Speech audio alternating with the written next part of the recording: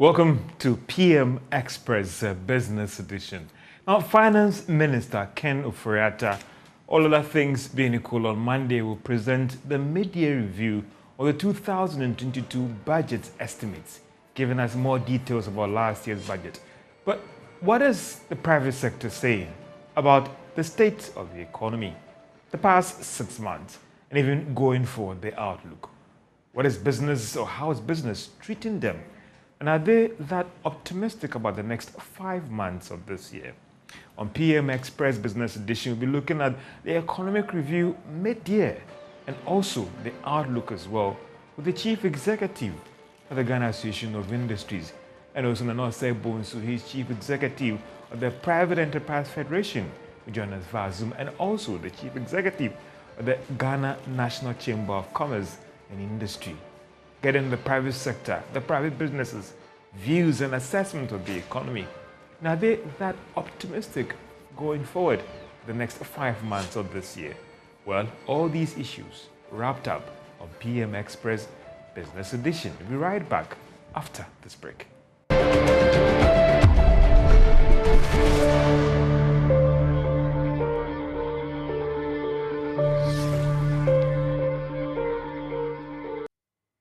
Welcome back to PM Express Business Edition as we review the mid-term economy, if I could say, and what our private businesses say or their assessment.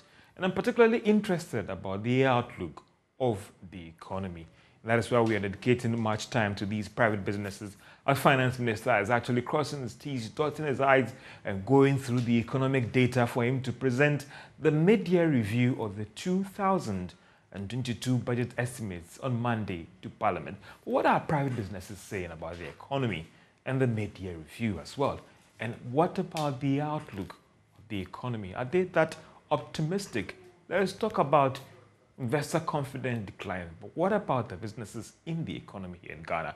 Is it also declining or is it getting better? Sir Chuma Kwabwa is Chief Executive of the Ghana, that's AG Association of Ghana Industries, is here with me in studio, and Nanose Bonsu is Chief Executive of the Private Enterprise Federation. He's joining us via Zoom, and also the Chief Executive of the Ghana National Chamber of Commerce, so connecting us via Zoom as well.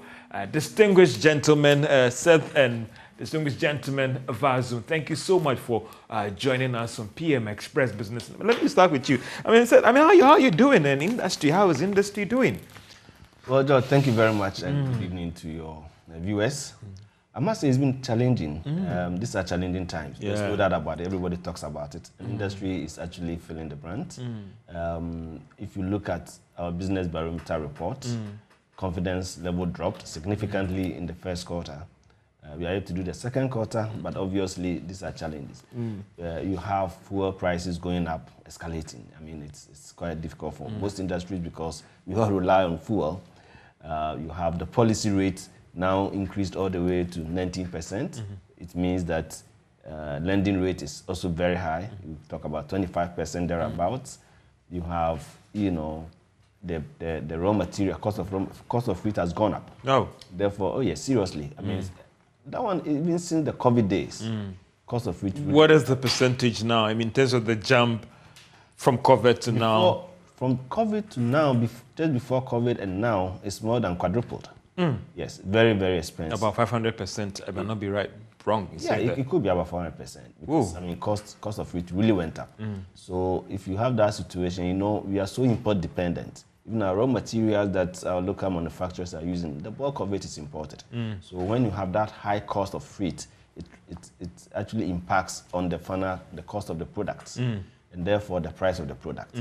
And when you have high price of your products, you can imagine what will happen to your market share and all that. So all these are contributing to the current situation. The cedi is depreciating, and you are unsure of what is going to happen the next quarter. So that uncertainty actually brings confidence situation. It means the challenge is real. The perception is that you up your price and you can still survive the market. It's not that simple. The challenge is real, and when your cost goes up, you may not necessarily up your price because you are in a very competitive environment, especially so because you have imports coming in at all times to compete with you.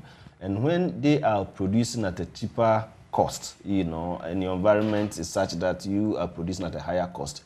If you increase your price, imports are coming to compete with you in the market. So it's not every time that you can actually increase your price. Sometimes you have to absorb it as an industrialist. Sometimes you have to increase by a small margin, but you also have to always calculate. If you increase it, what is the implication on your market share? Already your market is struggling. So it's not that simple. But of course, if it happens in a particular month, you absorb it. But the challenge comes when it is prolonged. When it's prolonged, then what are you going to do? Are you going to continuously incur losses? No business will continue, and it's not sustainable. So at some point, you must necessarily jack up your price. So it's a very dicey situation, and industries are struggling how to manage the situation. So it's real. The challenges that we face. Let me bring in another Sebunsu, Private Enterprise Federation, more of service sector related. Is the picture different when it comes to the private sector or your area, which is more of services and commerce related? And also, Nana, if you can unmute for me, I'll be so grateful. Nana Sebunsu. Can you hear me? I was just trying to find out from you that whether when it comes to the private sector, we spoke to an industry person who is talking about how they are struggling to manage the situation. Is it the same for you, or you are weathering the storm because of the sector that majority of your members are operating, be services? I think when you say industry, every private sector is an industry. So that is the essence, that the description should be clarified in a way that affects all private sector. As we all know, the cost of doing business had gone up. And you cannot continue to increase your pricing because the consumer has an option. And they can go to the competition, they can opt not to buy now. And that is what is happening, because everybody is suffering from left to right, in the sense that their cost structure has gone up in every which ways. Cost of transportation, cost of consumer goods, and cost of operations. So that is the essence of what do we need to do in advocacy with government, in dialogue with government, to make sure. The government itself is also suffering. We agree with that. But we have to find a way that there must be a dialogue platform where you see TUC is asking for increases because workers are also hurting and looking for things to ameliorate their impact on them. So the private sector, every which ways, is suffering, from farmers to the dining table. So that is what we think, that there must be an accommodation of sorts, but these are not good times for any country. Ghana is no exception. And if you look at our the neighbors from the other side of the East, they also suffering. So what do we do collectively? And that is what I call collective action, engagement in a dialogue to find ways to accommodate, to reduce the impact on the livelihood of the citizenry. The government has a responsibility to make sure the citizenry survive. How do the citizens survive in this kind of chaotic condition? That is the question. But let me, I'll come back to you, Nana. Ghana National Chamber of Commerce and Industry. How are you surviving? Well, as my colleagues have already said, it's a very difficult situation. It's an environment that we are all operating in spite of the fact that we have sector-specific costs that they have to incur. But as businesses, some way, somehow, you have to survive. It's either you go out of business or you find an innovative way to survive. So what some may do immediately is to try to cut costs in areas where quote-unquote may not be at this point extremely important, to ensure that the important part of the business is sustained. Of course, if you take labor, for instance, it's a very important aspect of every operations. And you may not be able to increase salary to the extent at which the cost of living is increasing, but that understanding is there. So people are engaging their labor, their workforce, to explain to them the current situation and the fact that if there is any increment, it might not commensurate with the cost. Because if you have inflation at 29.8%, it means invariably if you want to sustain the living standard of a workforce, then you should increase it at least more. At least the minimum should be 29.8. But the question is, are businesses making enough money to be able to pay for some of these things? So it's a difficult situation, but we are in it. I don't expect a lot of businesses to be making profit this year. Even half-year report clearly shows that some are breaking even and some are running at a loss, just because the cost of production is going up. And it's just a difficult situation. Businesses are just hanging in there. And that is the serious aspect of it. The earlier we do something about it, the better it will be for businesses and for Madagascar. Mr. Boaja, I don't know whether I'll be fair with this, my question, because I still look at the financials of banks for last year and even some listed businesses. And even in the midst of COVID, the numbers or earnings were such good. So where do we place this argument that the environment is rough and earnings are bad, so George Wiafe should not hold the neck of his employee or the person who employs him that I need salary review in these times? Isn't just shifting the goalpost? I get consistently, the only institution that is making profit consistently is the banking sector. Go back and check. And the reason is simple. Anytime there's an increase in policy rate, the banks will increase interest rates. And if you look at the component of interest income in the bank's total revenue, it's very high. So they are making interest at the expense of businesses. That is why a lot of businesses now are not making money. But even the banks themselves, there is a competition. It's not competition about performance, it's about competition of how much profit the banks are making. Billions of dollars, so of cedis. Now, let's now broaden the conversation to look at how we can also empower the productive sector. It's not enough for banks to make profit and be happy. The banks are there to support businesses. If the businesses that you are supporting are not making profit, they are not doing well, then you don't have to be happy. What is it that they have to do to ensure that in spite of the fact that the policy rate is going up, of course, their costs of funds are also going up, but is there a way that they can also support the productive sector by not increasing the interest rate as high as the increase in policy rate? And for years, I've not really even heard of any bank running at a loss. But go to the productive sector, go to the manufacturing sector, go to business, even the small SMEs, and look at the losses that they are making. So we can have a broader conversation about the banks making profit and how the businesses are suffering from the profit that they are making. I'll be coming back to the two of you, Nana and then Seth, about the outlook and whether you're optimistic enough and also what should be done to ensure that at least things are not that bad for you as you end the year. But Seth, let me come back to you. I mean, industries, at least from all the data we are seeing, it is very rough, it's very tough. And for any economy to survive, some would say that it has to be the industrial sector. How would you describe the last half of the year for you? How would you describe the situation for us as we do our mid-year assessment of the economy? Well, I think the last half of the year will definitely be a reflection of the first half of the year. And the first half of the year hasn't gone that well. The challenges we've had. And normally, what happens is that, and judging from our data collection through the business barometer report that we do, we always try to assess the confidence level of the business people within the community and the environment.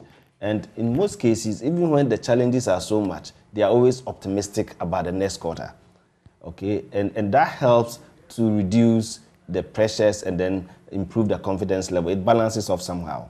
Unfortunately, at the first quarter business barometer report, we had a significant dip, and it meant that both the expectation and the current situation was looking bad. In the next half year, unfortunately, because of the uncertainty, and there are external factors we cannot control. Today we have the Russian-Ukraine war going on. We never know when it's going to stop. So oil prices, we never know when the prices are going to come down. As long as the prices go up, as long as costs of several products are going up, you can never predict how the second half year is going to be. So it makes it a bit dicey to predict. However, normally businesses are a bit confident in the subsequent quarters. If they are not confident, then they will even close shop. But they don't want to close shop because they are reasonably confident. But to be honest, there's a lot of uncertainty. So much uncertainty that you cannot really predict how the second half is going to be. It also depends a lot on how we manage the current situation. Now, if we are going to IMF, it's bringing a bit of confidence into the system. How do we manage to make sure that we consolidate that? And then also, what measures is government taking?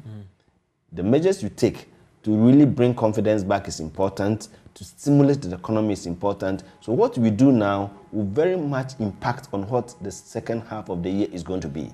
So far, I think we have a lot of challenges. Next week, we're going to have the midterm budget review presented. We are looking forward to it. People are looking at how the indicators are going to be. What are the variables that impact on macroeconomic stability? Bear in mind, key part of all this discussion is the macroeconomic stability. You need that stability to be able to predict properly and make your projections as a business person. So in the budget, what are the indicators of the confidence level? So it is very important. We will put all this together and be able to do better prediction. For now, it's good for me to say, to paint a very gloomy picture, even though the challenges today are not good. I know you want to manage sentiment and from your institution that you represent, but you do a business barometer survey always. And from what you have at your table, even though some might not be out, and the extrapolations, do I get from you that uncertainty is so high and confidence has dipped to its lowest? I wouldn't say it has dipped to its lowest. Yeah, but it has dipped significantly. But it's significant. And the uncertainty is quite high. Uncertainty is quite high. Why are you so much uncertain? I mean, let's hold the externalities constant. Isn't it the same people that were at the helm of affairs when you were a little bit confident in the economy? Or why has that uncertainty deteriorated so much for you when it comes to the industrial space? You see, when we have the same people in the helm of affairs, but when there are a lot of external factors impacting on your economy, then the uncertainty is even more grievous. Because the thing is that if it is about management, and you were confident in the people managing, and you are still confident in the people managing, then you know that they can weather the storm and give you positive results in the coming months. But where you have a lot of external factors contributing to the situation, then it's difficult. As we speak now, we don't know when Russian-Ukraine war is going to stop.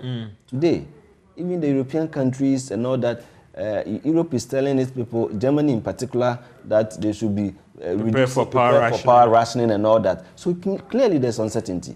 When that happens, what is the impact? The cost of commodities is really going up. Today, Ivory Coast, I just got information that they are actually reducing their waiving of import duties on wheat, wheat flour that comes into the country. Why? Because, and it's a major source of income to government. But they are doing so because of the uncertainty, the costs are going up. So, and then also all this impact on your exchange rate. Exchange rate, if your exchange rate your cedi continue to depreciate, and there is no clear prediction about what the exchange rate is going to be in the next couple of months to the next half year, then you have a difficulty predicting. So the externalities are so much, and it's impacting so strongly now. Let me interject a little bit. You cited the Ivory Coast experience. Yeah. Do you think that the time is now to review the benchmark values? Sure. A typical. Are you also, if you're saying sure, have you also produced enough so that when these tariffs are instated, then you can have enough production to feed us? You see, we always look at it wrongly. Capacity doesn't change overnight, because capacity includes fixed cost and variable cost. Variable cost within the shortest, in the short run, you can change all these factors. But in the short run, you can't change fixed cost. Yeah. So what happens is that you need to create conditions, you need to create market opportunities for the capacity to increase. If you want to wait for capacity to increase, capacity doesn't increase in vacuum. It increases to fill a market need. So if you don't create an opportunity for the market to thrive, businesses cannot really step up to the plate and increase the capacity. In any case, installed capacity, I believe, is enough to produce so much in a lot of the products. Of course, it's not every product that we are self-sufficient. That is clear. But a lot of them, if you create opportunity, what we did in the case of the benchmark value reduction was that we actually caused contraction in the industrial sector. And the GRA mentioned it, that within the 2 years or so that we had, they lost 9 billion cedis in tax revenue. Why? Because the revenue that they were getting from all these sources dwindled significantly. So benchmark value reduction, the review, is very important because when you review it, what you do is that you create fairness in the marketplace. And when that fairness is created, then you are encouraging the productive sector to put in more investment, to put in more resources, and then they can create the opportunity to fill the market. Today, some of the oil mills are down. I know, well, Wilma or which other, I may not mention the names, the numbers, if you can help us. But Avnash, for example, they are virtually not producing. This is one company that was producing so much volumes. They are down because the imported rice has become so cheap. You can go to the market and check. So because of these benchmark values, some industries have gone down. Some industries have gone down. Can you give us the rough numbers here? Oh, I won't not mention the names, but I mean even the numbers. But you see, the numbers are many, but it's not just the numbers, it's also the volumes and the significant role those companies were playing. I'll give you an example. One of the companies, I don't want to mention names, they also have access to, they have another plant in Ivory Coast. When the situation happened in Ghana, and Ghana's production was becoming uncompetitive, all they did was that they turned to Ivory Coast and started importing. So they have a choice. And if we think that by keeping the benchmark value this way, it is good for us, for the companies, some of them will still survive because they have alternatives. But what does it mean? If you are importing more, you cannot employ more because you are shipping the jobs elsewhere. So it is very important that we put this in the proper context.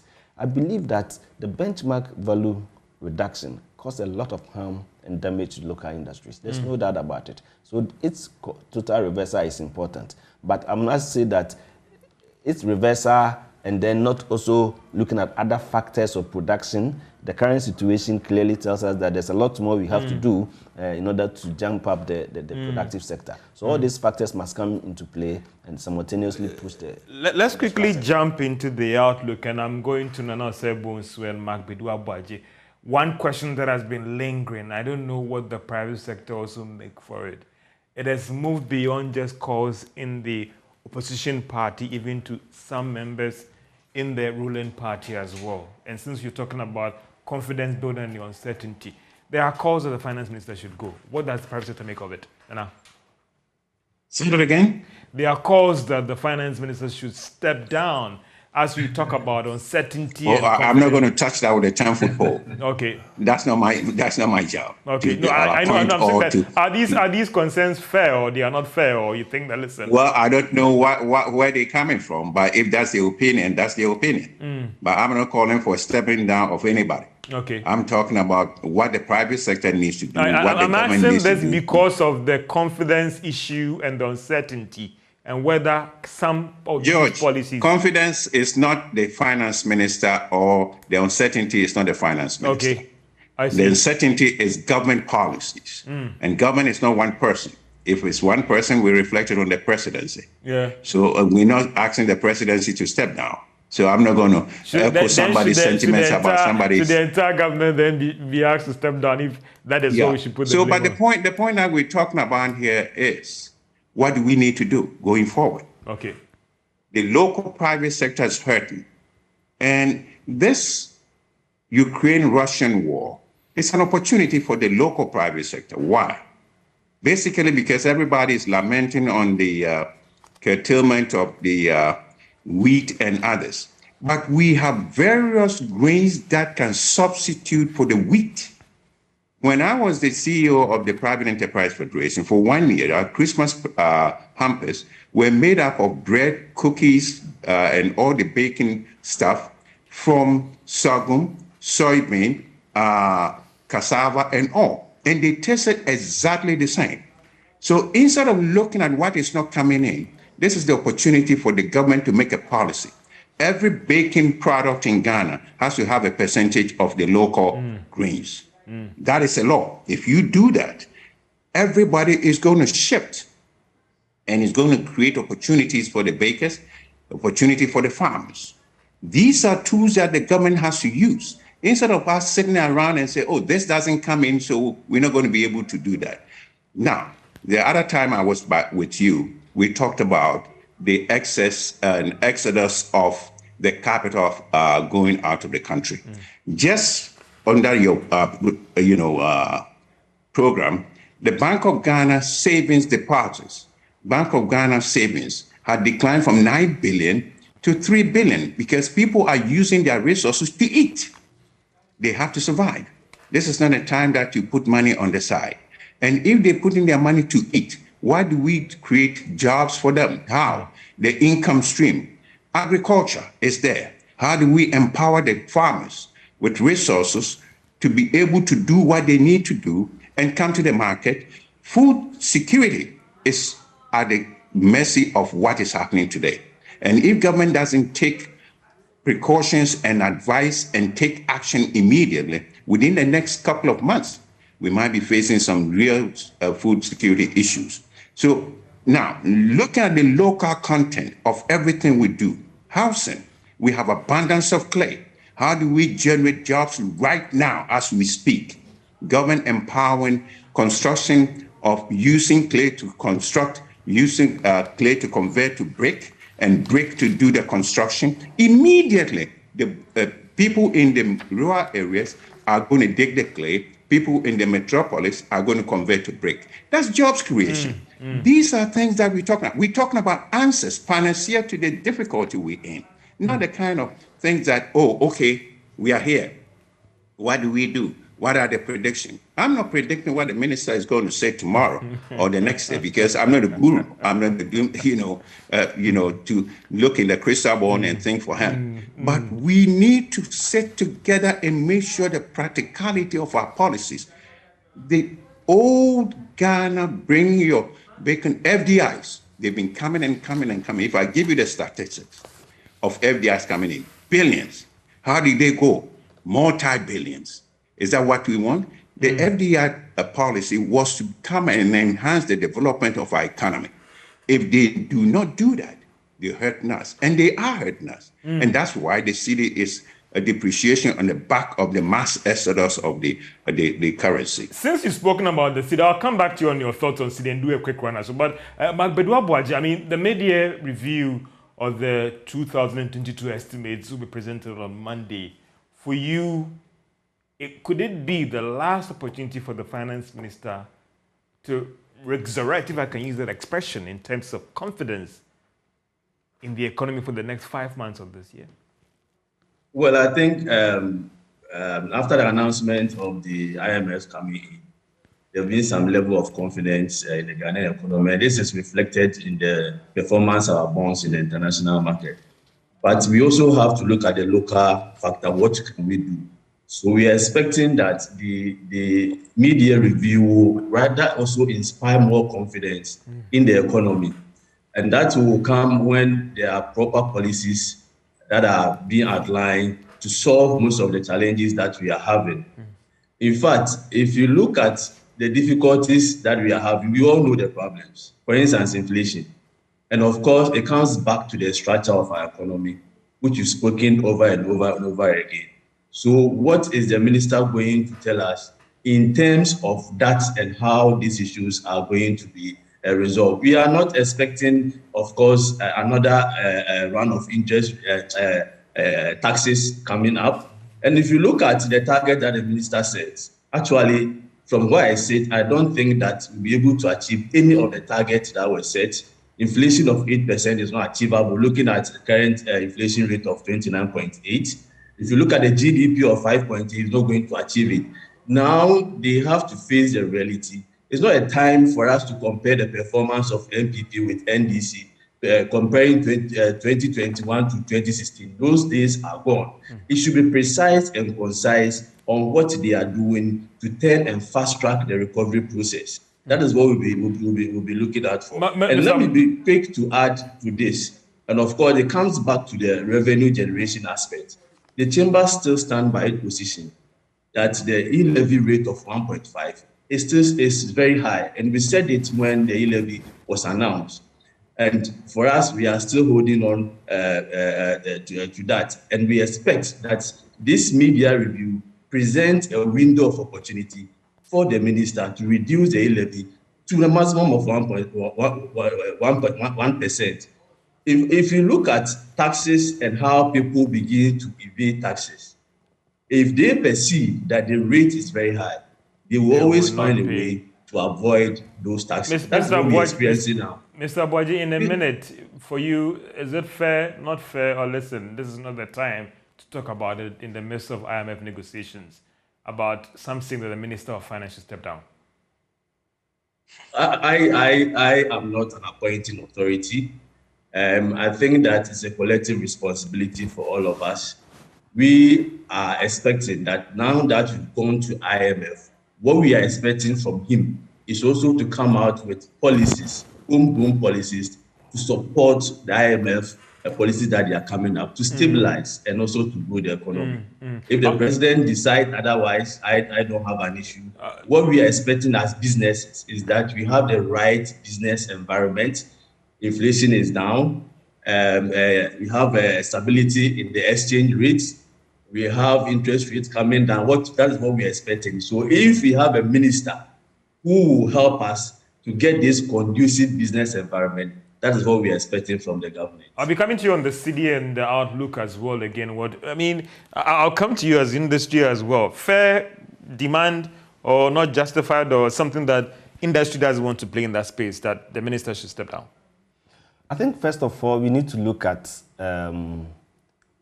who constitute the team for management of the economy.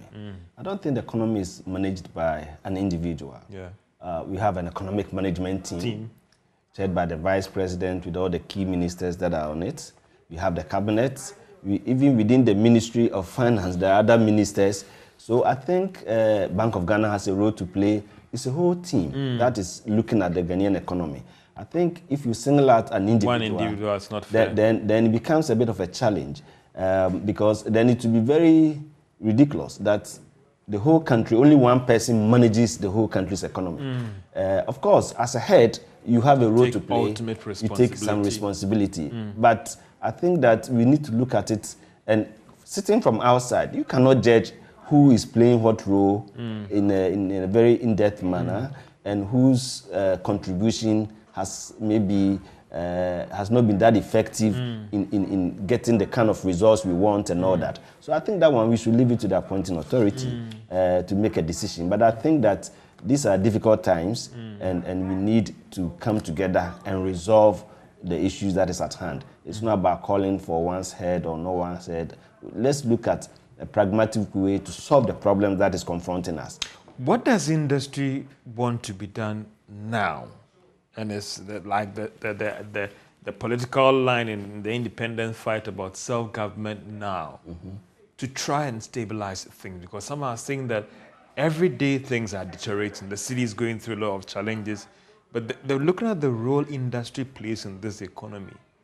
If the president should call you again, Mr. Sechuma Kobwa, to economic management meeting as we are strategizing for the next 5 months, what are the critical things that must be done ASAP to stabilize things? So I like the way you put it. It means that you are looking at immediate or short-term measures, and then maybe medium to long-term measures. I think immediately you should aim at bringing confidence back into the system. You should aim at bringing macroeconomic stability, and that's what brings the confidence back. There are a few things that we need to look at immediately. If you look at our exchange rate regime, it has to be properly looked at, because there is a feeling that when it comes to the little foreign currency or foreign exchange that we have in the system, there's some collusion here and there. And one bit of clarity as well. There was a report in the Finance Committee earlier today that sort to give the impression that the results or the reserve has declined to 3 billion. What we picked up from the Bank of Ghana is that as at the end of May, it stands at $7.1 billion and not $3 billion. But sorry, just go ahead, please. Yeah, but I mean, those are figures we can always interrogate. I mean, what accounted for that significant dip? Yeah. What did we pay for? I know that when you have a bit of challenge in your economy, some of the bond market operators start withdrawing their funds, so that sometimes account for this. So we need to interrogate the figures and know what. But just to clarify, that the number is 7.1 billion ending June, and not 3 billion. But just to clarify. I mean, that's fine. Yeah. It's something we can always look at. Yeah, but you're making a point. Sorry. Yeah. So the point I'm making is that we look at immediately some of the low-hanging fruits. Let's look at our exchange rates regime. We have a challenge. The challenge is that we don't get enough of the foreign currency to show up the city or to contain the city. So the little we have when it comes to the market, and we are operating an open market system, flexible exchange rate regime. We need to look at it and manage it very well. We are hearing all kinds of things, some collusion here and there between some big companies and some banks and all that. It is not right. So Bank of Ghana has to monitor that very, very well. Another aspect that is also very important, I'm looking at the factors that is contributing to the current situation, how we can immediately resolve some of these things. Major area is the fuel prices, escalating fuel prices because the international prices are going up. I think there's something that we should avert our minds to a little bit. You have about 35 or so BDCs, bulk oil, those who are bringing oil into the system. These are all small, they are not very big operators. What happens? When you operate like that, just as any other operation, when you operate on a small level, you don't enjoy economies of scale. So it's about time under this circumstance, we bring some of these players together. Let them import in bulk, enjoy economies of scale. When you import in small quantities like that, there's even congestion at the port. Yeah. The mortgage could be affecting you. Cost per unit then goes up. When cost of your fuel is going up, taxes on it also goes up because the tax on FOB. So we need to find a way of immediately working together, making sure that these importers of fuel come together and synergize their own operations and bring the fuel in bulk to reduce the cost. This is something that we can quickly work on and can help a great deal. I mentioned the Ivory Coast situation where they have dropped the taxes or duties on imported wheat or flour. It has two implications. Ivory Coast is just next door. When they have dropped it, their prices is going to come down. If Ghana's remains the same, smuggling will happen. Unless we are immediately able to police the borders, and we are not very good at that. If you can do it, then that is fine. Otherwise, local industries are going to suffer. So the alternative is that you also drop the prices. You also, how do you drop the price? You also remove the duties. So these are things we should be looking at immediately. In the agriculture sector, I think the value chains have to be looked at. So these are some of the immediate things we need to look at and then make sure, of course, government expenditure has to be looked at. Areas I know government has already mentioned. The president has mentioned that they are cutting down some salaries by 30% or so. But it's not only the salary area. I think there are several other areas that we need to quickly look at and then reduce the expenditure. When you reduce the expenditure, your revenue basket will then be able to contain it. So a combination of things must happen immediately. This is the short-term measures. So you spoke about cost, and there is a likelihood that utility tariffs are going to go up. Industries, again, is going to pour more petrol into the burning fire, or what? Well, it depends on how the going up becomes. Maybe about 30% or something, if that's the case. I don't want to be mentioning figures. Okay, but it is going to go up. How are you going to manage the situation at this particular time? For industry, when you say electricity prices are going to go up, it's going to go up for who? There are different segments in the market. There are different categories of customers. Industries are bulk customers, are customers, and then the residential, non-residential, so many different segments. As far as industry is concerned, we are not expecting that significant jump. And I'll tell you why. Okay. The reason is that the cost of supplying that electricity as a service to industry is much, much lower. Today, in the tariff regime, industry is actually cross-subsidizing residential users. Okay. So if you really want to charge me per the cost of service to me as industry. And I'll give you one classic example. One of our companies, their bills in electricity was about 3 million Ghana cedis a month. For you to collect the same 3 million from, say, residential, you need the whole village or town to collect it. How many meters would you circulate to be able to get that? How many people will you go around to be reviewing the meters? The step downs you have to do, and the losses in the system. So the cost of supplying to this one company that is giving you 3 million is not the same as the one that is supplied to other smaller users. So for us, I think that if you are consuming more of something, and it's basic economic principle, you should pay less of it, because the cost of sending it to you, cost per unit, is because of economies of scale. So for us, we are not expecting that significant increase in electricity. I appreciate the fact that some adjustments are important, because we need to keep the electricity company, the VRA, the Gridco, all the players there, we need to keep them surviving. Because if they don't survive because of all these challenges that they face in terms of their cost overruns, then they can't actually provide a service to us. So once in a while, some adjustments is important. But we have a situation where already we are one of the highest paying, one of the highest costs, in electricity in the sub-region, if not the highest. So already we are very high, way up there. If you increase it again, what is the implication? And if you increase it and you ask industry to subsidize residential, you are making us less and less competitive. And that's part of the reason why cost of production is high in Ghana and we are competitive in the market. So for us, some adjustments may happen, but we are not expecting it to be that high. And let me finally end with this, concerning this electricity issue. Bear in mind that we occasionally do major tariff adjustments.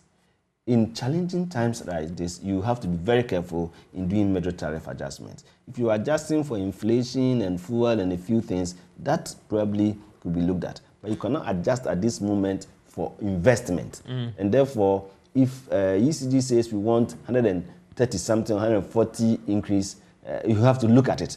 What is this being asked for? Is this for adjustment for inflation and the basic recurrent expenditure, or for investment? So all this have to be looked at. But as far as industry is concerned, we don't expect to have that significant jump in electricity. Let me go to Nana Osebun. I mean, as we try and wrap up, for you at the Private Enterprise Federation, what do you want as we end the year in terms of the next 5 months of the year, that government should keep a close eye to try and stabilize things for private sector? Prudent policies. Prudent policies. What are they? The energy sector, they're asking for increases of 146 or 164%. Do you grant them that? As we talk now about the world pricing of oil, it's happening, government is benefiting on one side because we export oil as well. So we get a benefit from that side. Can we use that resource to lower the pricing or the margins to buy off the top, so the consumers in Ghana don't have to pay the excess pricing? These are policies that we can apply. We should look at it from the perspective that, how do the consumers survive? How do the people move? As we're saying that inflation is going up, costs of borrowings, 32%, 29%. How do people do business? So these are prudent policies government can put in place. Temporarily free some of these things. The bankers are private sector businesses. They have shareholders, they have to make a return on their investment. So you cannot say that they should not increase their cost of credit. But the Bank of Ghana can, influence what they do by saying that if you lower your banking rate, the policy rate will be lowered, or we can allow you to borrow from the window of Bank of Ghana. So you have resources to boost your investment or to boost your credit allocations to private sector. There are various mechanisms that we can employ. So instead of just saying that, oh, don't do this or don't do that, let's talk. There are avenues, we have the economic management and avenues that we can influence some of the discussions as to how private sector businesses can survive. Because without the private sector, let me tell you, employment generation is on the back of private sector. Government, formal sector, 6.2. Private sector, formal sector, 6.8. The informal sector is 86%. If they go kaput, there goes the economy. And if they don't survive, there goes the economy. And so when we're talking about how does the government influence activities going forward, the prudent policies I'm talking about is the cost of doing business to these KIOs and others. The informal sector is a barometer that is going to make or break Ghana. And that is the way that we should look at it, instead of thinking that, oh, the Bretton Woods institution allow us to go. The IMF bailout is going to boost the confidence of the people or investors in Ghana. I was in Europe 2 weeks ago, and we went talking about money. And they said, don't come here because you're going to pay it through the nose. Now we know, because if the IMF support, then the confidence of the investor comes back. But before the investor comes back into Ghana, let's make the prudent policies that we're not going to give the blanket repatriation of the profits that is shaking the economy left and right. The FDIs is to help enhance the development of the country. So these are the prudent policies that I'm talking about. They're numerous. I cannot take me 2 hours. I wouldn't be exhausting that avenues. But we think that the government is on the right track. Let's talk. There must be prudent actions immediately that will affect the transformation and the transference and the transformation of the economy to the way we want it. Mark Beduabaji, for you, let me come to you. Do I get from you that I should close my mind to any salary review for this year, as you also try and wrap up in just a minute, please? Not really. I think government has given some cola to. I am talking about private sector, not government. I'm saying that we all go to the same market. So I think businesses are also feeling. I mean, the private sector also have some sympathy for the workers within that sector. So we should expect some cola from you as a CEO to your workers? Oh, I think if things should improve, I think we will. But let me go back to. In just a minute, please. I'll be grateful. In the minute you've gone to IMF, simply means that you've not performed well when it comes to our economy. The indicators are simply not good. So in the next 6 months to the end of the year, we should quickly put in place policies, fiscal policies that will help us reverse and quickly fast track the recovery process. And so that's what we are expecting from the Minister of Finance, that the review should inspire confidence in the economy. Your last words, you try and wrap up, please. Yeah. Well, my last words, the IMF intervention is critical at this stage, and we have supported it very strongly. We believe that it brings confidence back into the system. It also depends on how we manage it. But let's negotiate very well. I think that if we all know that the history has been that IMF intervention has never changed the structure of the Ghanaian economy. It only comes in to stabilize. But that stability at this particular moment, we need it. But whilst we are helping to stabilize the system, we should also be thinking long-term already, so that the negotiations will reflect the long-term future, long-term arrangement that we have as a country. I think that in terms of confidence, the challenges, because a lot of it is external, the uncertainties are there. But let's work hard, and we also expect government to also be prudent in its expenditure.